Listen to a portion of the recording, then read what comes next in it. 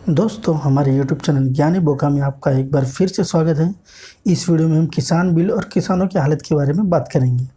जैसा कि आप जानते हैं कि दिल्ली और आसपास किसान अपनी मांगों को लेकर पिछले कई दिनों से प्रदर्शन कर रहे हैं। हाल ही में भारत सरकार ने 3 किसान बिलों को संसद से पास कराया था और इन्हें लागू किया था।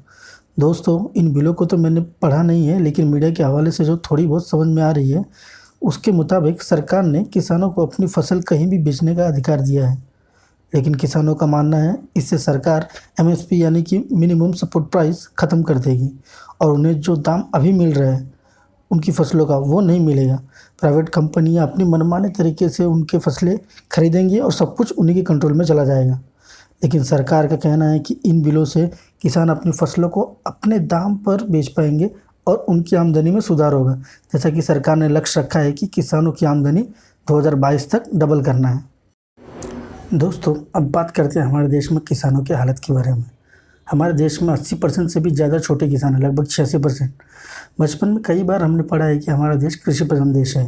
पूरी दुनिया में कृषि उत्पादन के मामले में हम दूसरे नंबर पर आते हैं। इसके बावजूद हमारे अधिकतर किसान गरीब हैं।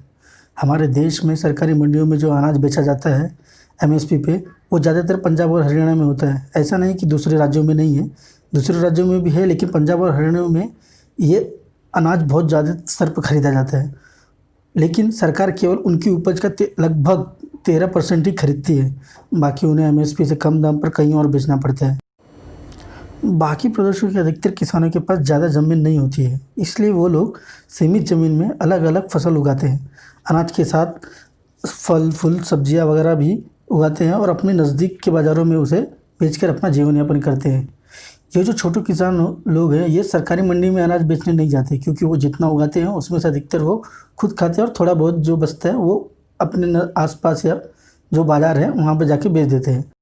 बाकी जीवन यापन के लिए या तो फल या अलग अलग तरह की सब्जियाँ अलग अलग समय पर उगा कर ये छोटे किसान भी अपना गुजारा करते हैं। लेकिन पंजाब और हरियाणा में प्रमुख फसल अनाज ही हैं, जैसे गेहूँ, चावल आदि, इसलिए यहाँ सरकारी मंडियाँ महत्व रखती हैं, जबकि यूपी और एमपी और दूसरे राज्यों में इतना महत्व नहीं रखती। दोस्तों, हमारे देश में जो सरकारी मंडियां हैं वो किसान की सारी उपज खरीदती नहीं है, बल्कि उसका कुछ हिस्सा खरीदती है।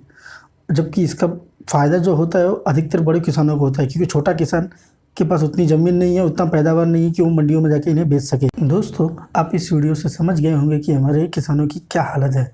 और रही बात किसान बिल पर हो रहे प्रदर्शनों की, तो उसमें कुछ पॉलिटिकल एंगल भी है और कुछ किसानों की चिंता भी है इस सरकार को लेकर, जिस तरह इस सरकार का रिफॉर्म्स को लेकर इतिहास रहा है।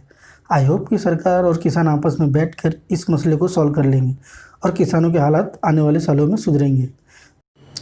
दोस्तों, अगर आपको ये वीडियो पसंद आया होगा तो इसे लाइक और शेयर करें, चैनल को सब्सक्राइब करना ना भूलें। Thank you.